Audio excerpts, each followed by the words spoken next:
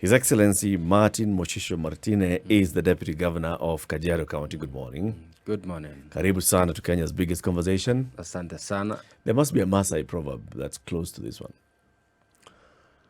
I'm trying to remember. It doesn't sound strange when you hear this.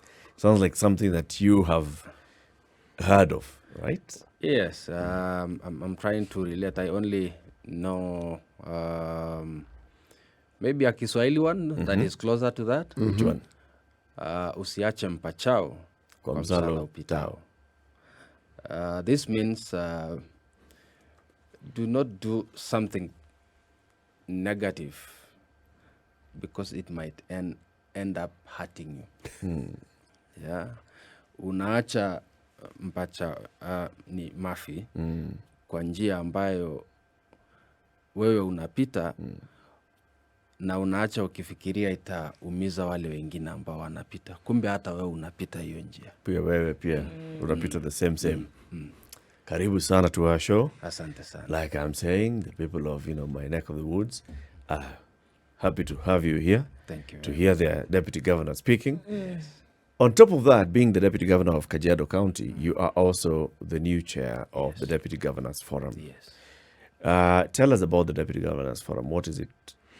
Why is it important? And does it have a secretariat like the Council of Governors? Yes, thank you very much. As I said, my name is Martin Moshisho, Deputy Governor Kajiado, and the new chair of Deputy Governors Forum. Deputy Governors Forum is anchored in the COG, Council of Governors. But generally, this forum was formed to ensure that it champions the rights of deputy governors. We complement the efforts of the Council of Governors, but now there are specific issues that relates to deputy governors and that are well articulated by deputy governors alone. But we work hand in hand with the Council of Governors. Yeah. What are some of these issues, and then what are those things that you hope to achieve? What are some of those issues that are, just deputy governor issues that then need handling? And then what would you hope to achieve by having this council? Let me start by saying that the Constitution mandates or requires a governor to nominate a running mate, and they would be elected as in a joint ticket. The Constitution has explained the roles of a deputy governor, though we feel as a council, and that is one of the things that we always push, and we will continue pushing, that the role of a deputy governor has not really been defined well, because in Article 1, in Section 179, 4, says that the deputy governor, the governor is the CEO of a county, and the deputy governor is the deputy CEO. Then 5 says, in the absence of a governor, the deputy governor acts. Yep. It is only in the county act that says that a governor may appoint a deputy governor as a CC. So the roles of the deputy governor are so few. And that brings about the issue of salaries. We have been complaining to SRC that, look, deputy governors are remunerated so low compared to the salary that a governor is receiving. And also, when you look at salaries in the public service, you look a principal and and the deputy, the gap is so slim. But when it comes to a governor and the deputy governor, the difference is so wide. And How you wide? It's so wide. You know, the governor receiving 924, while the deputy governor is receiving 621. Yeah. Look So at there's the a gap between the 300,000 president difference. and the deputy president. The gap is so small. Look at, say, the commissioner of police and the deputy. The gap is so small. And while upon inquiry, we told by the SRC, the roles of the deputy governors has not been anchored in the law. You know, you cannot justify.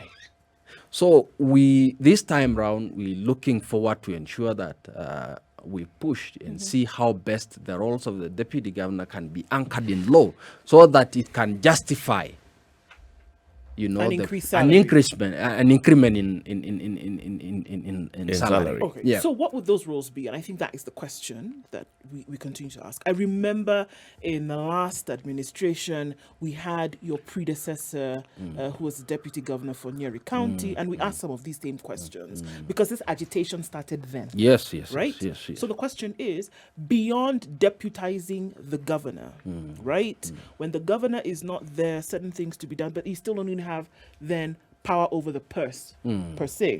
What are the roles, so that we can all understand them here?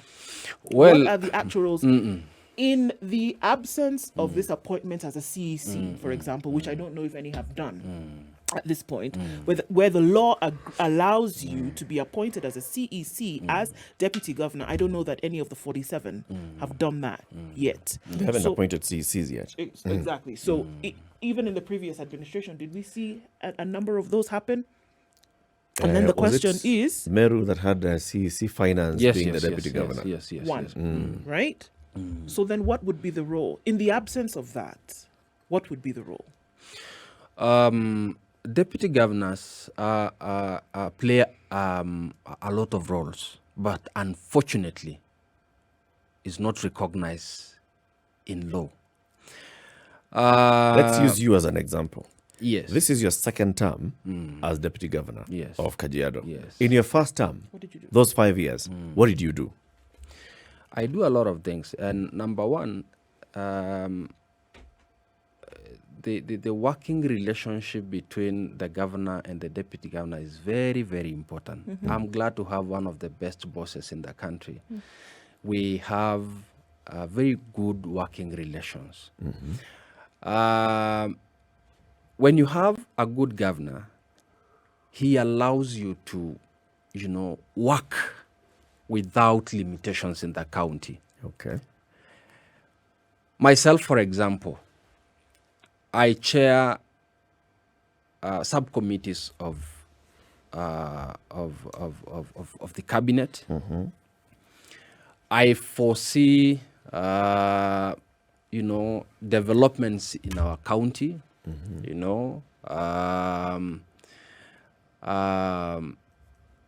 The governor allows me to commission projects, on his behalf. He requests me to, chair meetings of the county government. So I do a lot of things, but unfortunately then such are not anchored in the law. Can I ask this question? Yes. What would be ideal if we were to stretch our imagination?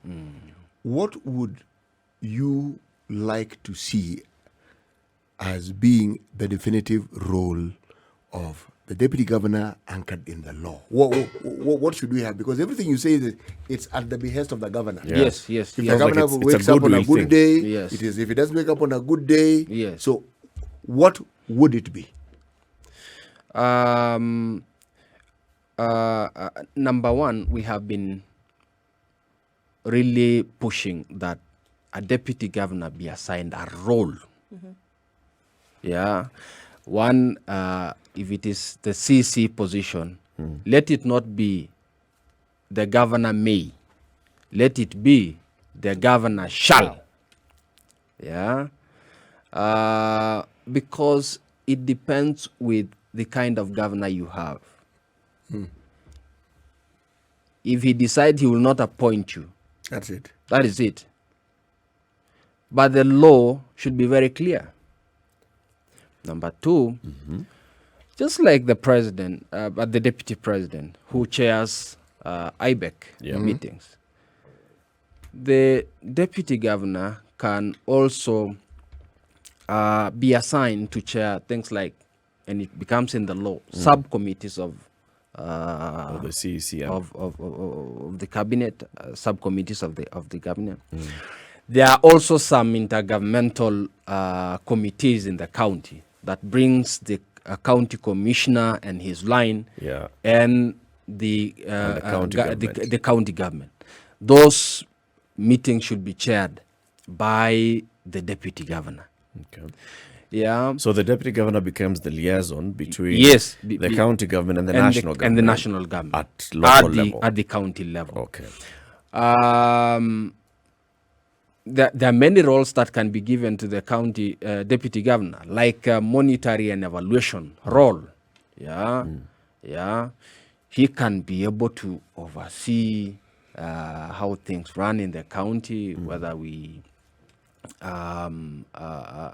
really meeting the expectation of the county government. Then it is stipulated in law. Okay. That will Which be law would this be? Number one, We don't have to amend the constitution, do we? we can this can be possible even through an act of parliament. Okay. And that is what we're pushing. Yeah. Through the Senate. That is one of my first responsibilities. I'll be meeting a few senators to be able to push that an act of parliament can be passed to really put down the roles of the deputy governors. And that is when we will be able to justify our pay. You know, I see a problem. What's the problem? You see, a law has to be passed. Senate, National Assembly. Now, people in these two houses, at some point or the other, entertain the idea of being governors themselves. Yeah.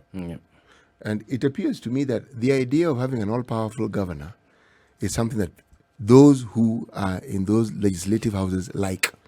I would dare say love. So the likelihood of them changing it so that they can actually share power, I see it as being very remote. We have seen most of these leaders, trying to sabotage another office. Little did they know that things change. We now have MCS who are now governors. Yep. We now have MPs who are now governors. We now have senators who are now governors.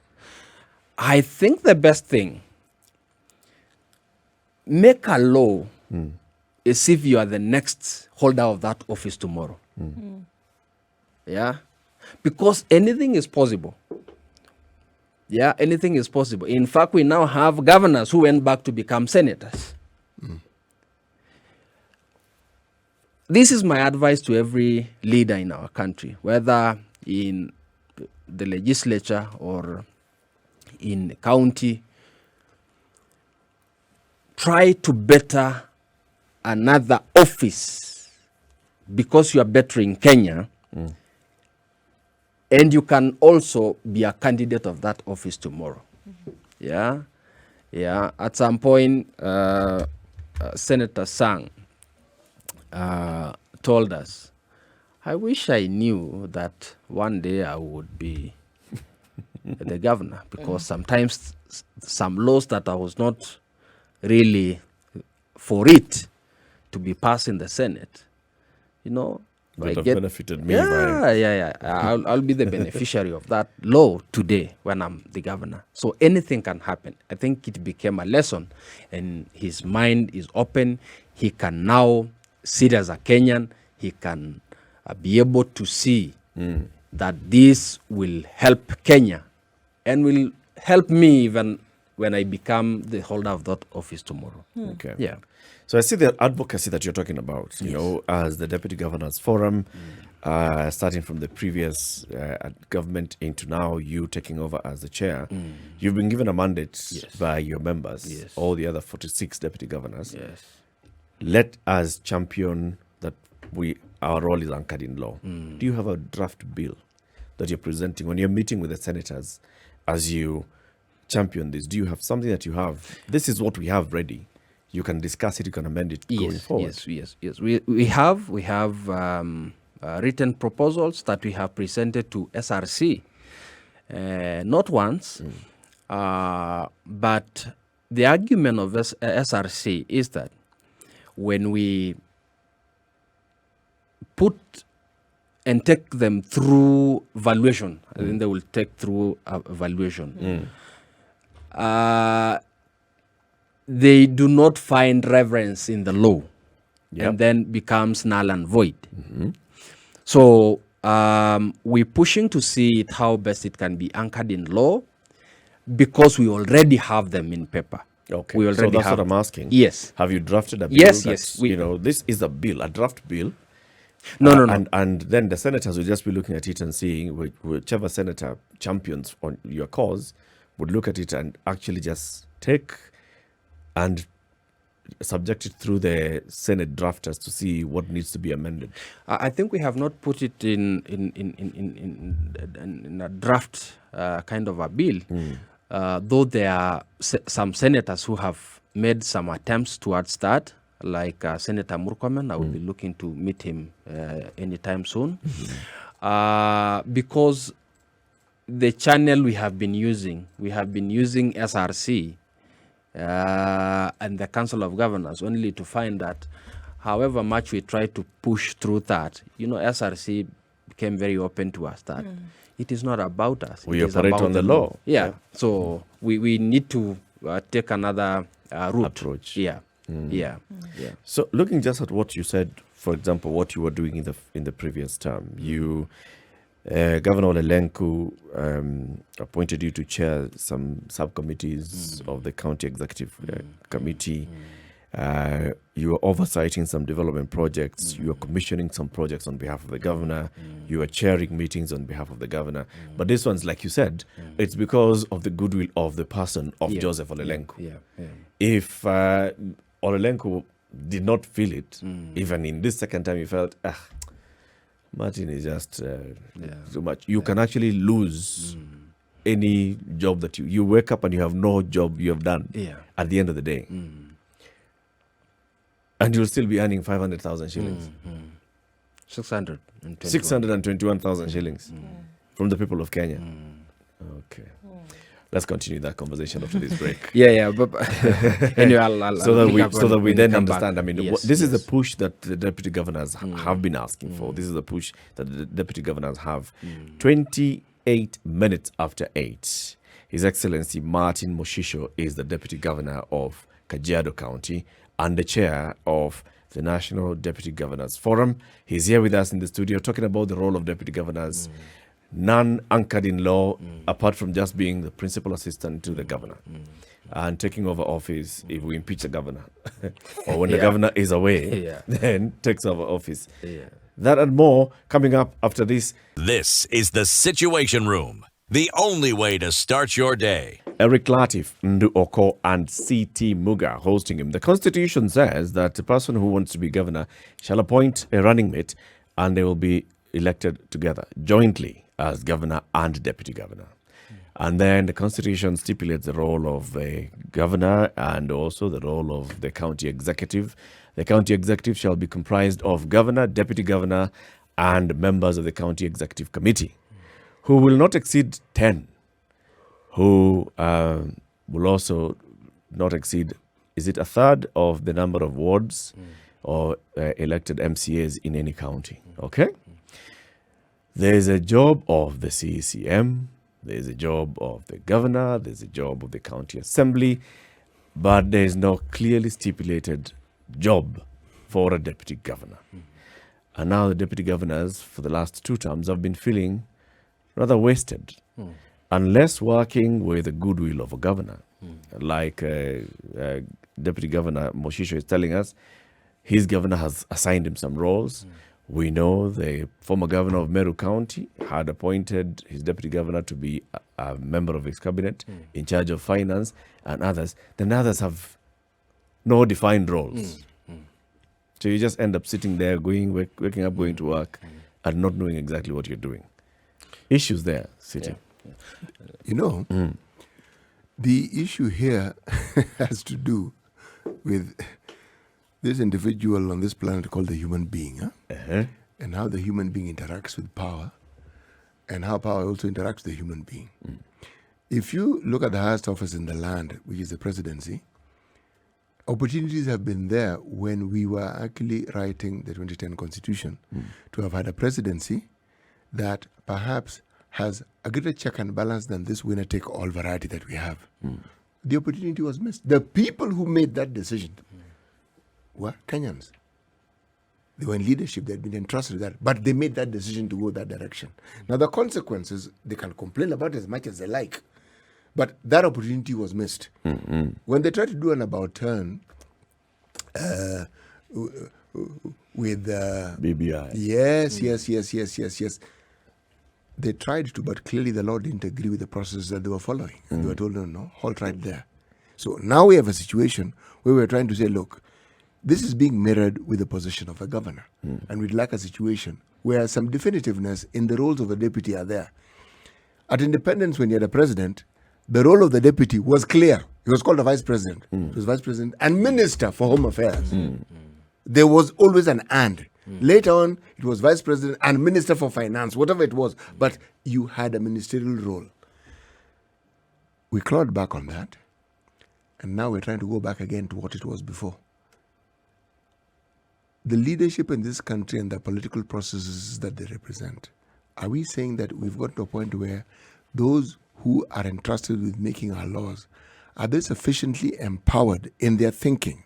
Not with the law empowers them, but in their thinking, to enable a situation where what has been talked about for this length of time can actually be actualized. Can we have a situation where the deputy governors have a definitive role, just like can we have beyond chairing IBAC, that a deputy president can actually have a definitive role? Can we get there? That's really the question in my mind. Should we? Yes, we should. Not we might, we should. When you talk about devolving power, it should be devolved at every level of leadership. Every.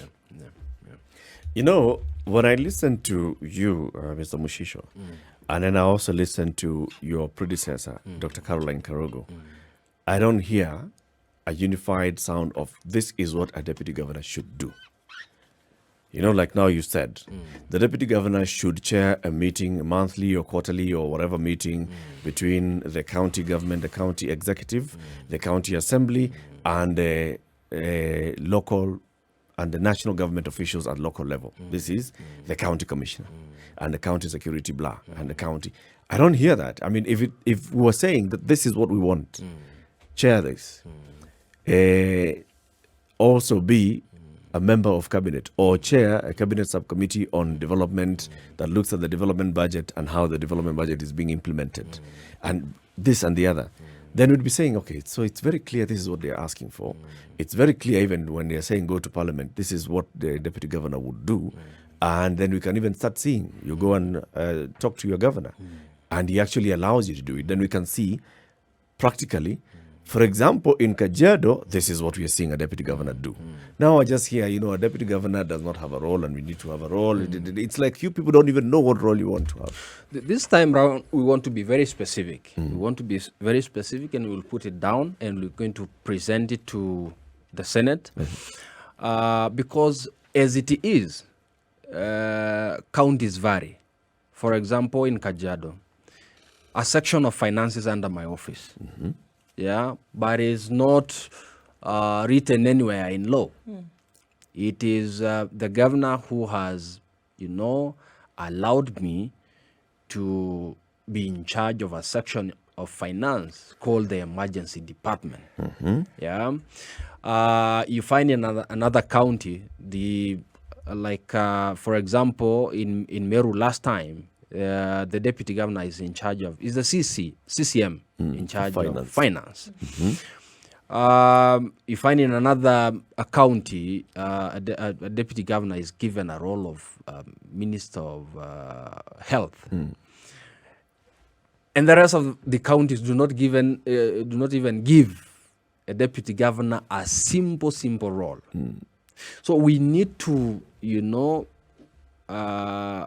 be uniform, at least in items that we will anchor them in law. Yeah. So this time round, we are going to be very precise, and we will engage our legislature to ensure that we give flesh to the roles of a deputy governor. However, as we wait for that to happen, we need harmony in our counties. In the last 10 years, county government has been a scene of squabbles between the governor and the deputy governor. How does that comes about? Could it be possible that at the time when a, would-be governor was picking his or her running mate, this conversation was not had? That it would look as though in many instances, somebody was picked for the sake of having a running mate. It is inevitable that somewhere then down the line, these squabbles that you speak of then would come about because the best laid plans were not laid out before the ascension of office. Definitely during campaigns and when you're picking a running mate, you don't discuss the nitty-gritties of the office. But why? Yeah. Yours will be about winning, and then we'll discuss about it.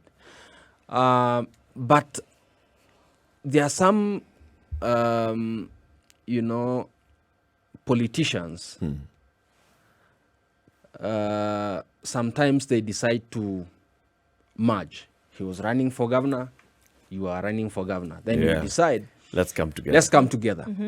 And then you will strike a deal on how to share power. That is slightly different from a governor running mate, a governor candidate just picking one of his own choice. Probably is just removing from a different world from politics. But also it's balancing part. So for example, if you as a governor candidate come from this part of the county, then you pick somebody from the other part of the county. Yes. So when you're going to campaign, you say, no, hata unaona ni mtu yenu ni ambaye atakuwa. Yes. But just to be honest, in most cases, such are not discussed. Okay. Such are not discussed. What happens after we go into office is not discussed. Yes. Do you think it would help greatly? Because perhaps these are issues, probably going into now, the third, fourth round after, this has all happened. And it seems as though the same issues, the threading through, is the same problem. So how do you come into a campaign for something and there's a possibility of you winning this thing? Yeah. But then you've not discussed what you're actually going to do when you get there. We know that the law provides that the possible job of a deputy could be, again, at the behest of the governor, if they decide that they're going to give you. How about having that conversation beforehand and say, look, if we win this thing, upon your strengths, which I'm hoping that there are strengths that the deputy governor was picked as a running mate, right? I'm hoping that they were upon some strengths. How about then that you use these strengths when we get into office? It seems as though it is clear that there was a failure to plan, which then was a plan to fail. Before being elected, both candidates are very good. To each the other. governor candidate is very good The deputy, the deputy, candidate. very good. But when you get elected, that is when you will see the real person. Yeah, the governor can also be good, and the deputy is bad. Yeah. Yes. Yeah, the deputy can be good, but the governor is bad. Yeah. So I'm saying here is two things. One, stipulating and defining the role of a deputy governor in law. That is canto. That one we have to put it parking because it needs to have a process and anchor it in law. But here we have an issue with the relationship between a governor and the deputy governor. That can even go beyond the law. Yep. You can still make a very conducive atmosphere in the county by how you relate. You know, the governor and the deputy governor. In the past, many counties, you know, service delivery was tampered with because of the relationship between the governor and the deputy governor. We all know what happened with Kiambu, Yep. and it resulted to the governor going home and the deputy governor becoming a governor. The same thing happened with Nairobi. Started Without with a the deputy governor being frustrated, not given any role. He's just coming to office, swing in a very beautiful seat, eat mandazis and some chai, and go home. You know? The same problem led to the governor exiting. And you know, miraculously, we got another deputy governor just taking over. We saw what happened in Wajir. So, governors should not be comfortable in a suffocating environment. They should not be comfortable with sidelining their deputies, because ultimately, finally, can cost them their seats. And anytime there is a disagreement, there is no harmony in the county, your enemies will be your friends. They will come cheering you. They will cheer the deputy governor, and you think a lot of people now love you. Others will cheer the governor. No, continue pressing your deputy, continue. And you think they love you. But where they want to take you is to ensure that both of you fight. And you can both lose the seat. Excellency, something puzzles me here. Yeah. What you're saying makes a lot of sense to me, but Yeah. unless you come from a background that wasn't political, but you've entered the political arena, how would you get into a partnership without agreeing on how it is you're going to share this partnership? It's what puzzles me. I mean, Without having the conversation. yes, okay, I'm going to be a deputy, and then what else am I going to do? Because if it was the first time we're having this, we'd say, we're not sure about this role of governor. We have a fairly clear idea what this role is. We have a fairly clear idea right now what a county can do. Why do you think those who are in the position of being governors, whether it's appointed or by agreement, why don't they negotiate for what it is that, so that, or is it that they negotiate and then, as you say, people change, they get Oh, power, of course. the person says, hey, look, we're campaigning. I have a Miss feeling Emma. Yes. that happens. You know, that at that point when, for example, the governor is approaching you, he'll tell you, come be my deputy. Once you get into office, you'll be helping. The job of the governor will be this and the other, and you'll be helping you on this and the other. But it's not written anywhere. And it's not anchored in any piece of legislation. So the guy gets in, and he has the instruments of power. The only thing he cannot do is fire you. But that's all. But then politically, I mean, this is a political solution that cannot really be solved by law. Yeah. But that's why His Excellency is right, because then you actually set in motion a process that can actually harm you. Both of you. Yes. Both of you, I think, is the better option here. Yes. In my own view, I think even after after defining the roles of the deputy governor and after anchoring it in law, if there is no a good working relation between the boss and the principal assistant, we will never stop complaining. So it is important to anchor it in law, but most importantly, there should be a good working relation between the governor and the deputy governor. And I have an advice also for deputy governors. When you are a deputy governor, you are not a governor.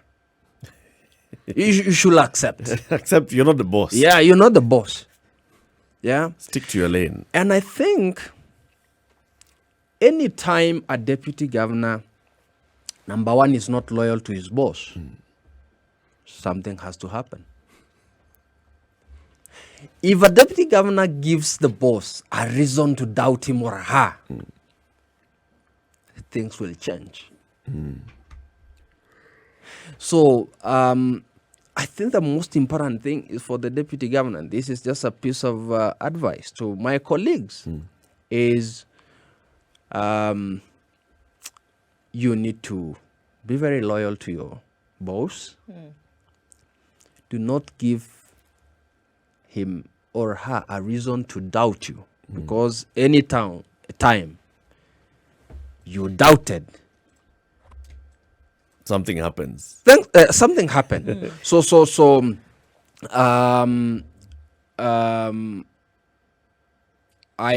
we also have our role to play Of in course. making sure that this happens. In making sure that you placate the boss. Yes. And on that line, then, Yes. But Moshisho, do you think the governors should have a bit of an easier way of getting rid of their deputies?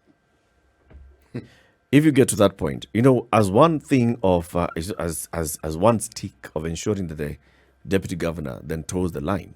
You see, right now, I've been elected. I'm here for 5 years. No matter what you think of me, you cannot get rid of me easily. All I need to do is go into the county assembly and make sure that any motion that you bring to try and get me out shall not work.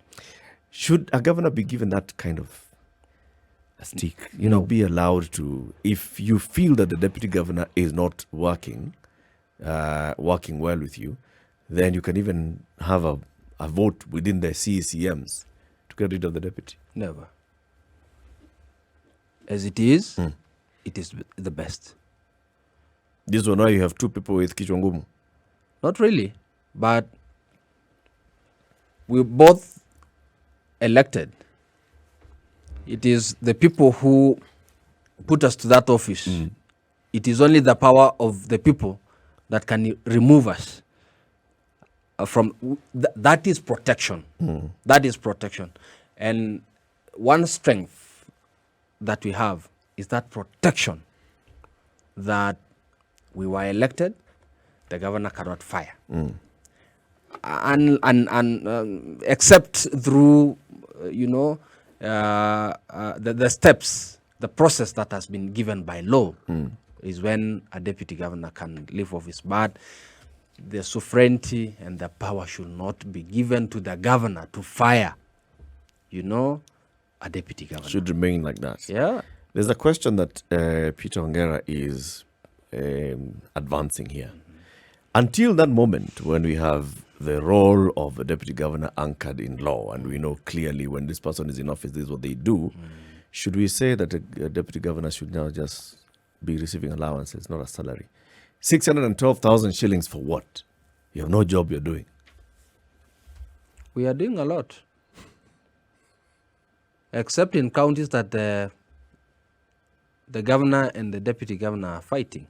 So should in those counties the governor go to the county assembly and say, I am not assigning my deputy any role, so let him just earn an allowance? It is not possible. Can I ask you this question? In your estimate, those governors who clearly do not want to assign certain roles to their deputies, in essence, it equals them wanting all power to themselves. what do you think is the motivation? Because is it that they forget that at some point they'll stop being governors? Because you will stop being a governor at some point. And also, it also means that the services that you promised the people who elected you will probably not be delivered. Definitely. What do you think is the thinking behind such people? I mean, I'm just asking because you're the one who's on that seat and you come across these people. I think at some point governors are also ill-advised. Others tell them if you empower the deputy governor,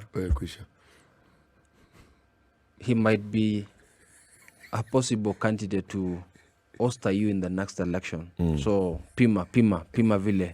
Yeah. Yeah. But that should not be the case. That should not be the case. A county that the governor do not work well with the deputy, service delivery is really hindered.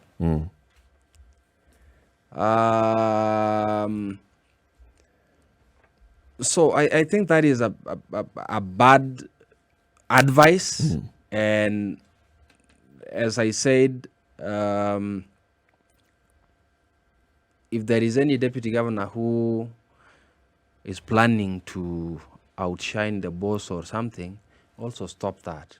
You know, yeye ni mdosi, sisi tutumikie watu na tuwasaidie. Yeah. So so it's a bit hard for a deputy not to tangatanga. Is everybody, I mean, looking at the entire council, is everybody resolute in this one thing that we must get extra work to do so that our roles are defined, or is it so that we can justify We can go the to request SRC. for an increment in salary? Which one is it? To actually have work done within the county, or to say, look, because of this now, we are assured of being able to go to SRC and say, look, Mr. Mengich, please, you can go ahead and increase our salary. Which one is it? Number one, there is increment of salary, very important. Yeah, but unless justified by the law. Number two, the deputy governor are very competent people. We have in the deputy governors forum professors. We have doctors. We have people, professional and experts from different fields. There has always been underutilization of their expertise and their ability. If the governors are going to give them space to exercise their expertise, our counties will be very far. So I'm just making an appeal to the governors to give space to utilize these resources. Yeah, that's true. Because they are it's a blessing to the counties to have them. But I like to appreciate the sentiments of the new chair of Council of Governors, Her Excellency Anwe Goro. She committed to ensure that there exists harmony between governors and deputy governors. And this is my proposal to the Council of Governors. Before we allow things to soar up in counties, why don't we have a committee of the Council of Governors who can resolve such matters before these cracks happen in the county? Like a mediation committee. A mediation committee, just to arbitrate. Where is the problem? Then you are told if the governor is in the wrong. Governor, you are in the wrong here. Please treat your deputy in this manner. When the deputy is in the wrong, he will be told, please toe the line. This is how it should happen. Then we avoid washing Fishes our dirty becoming linen in public. That's very true. I'll make this suggestion to the Council of Governors. There are things that we can be able to remedy in-house before they go out of they hand. go out. Mheshimiwa, asante sana for joining us today and also for those words. Martin Moshisho Martine is the chair of the Deputy Governors Forum and is the Deputy Governor of Kajiado County. Thank you very much for keeping it here.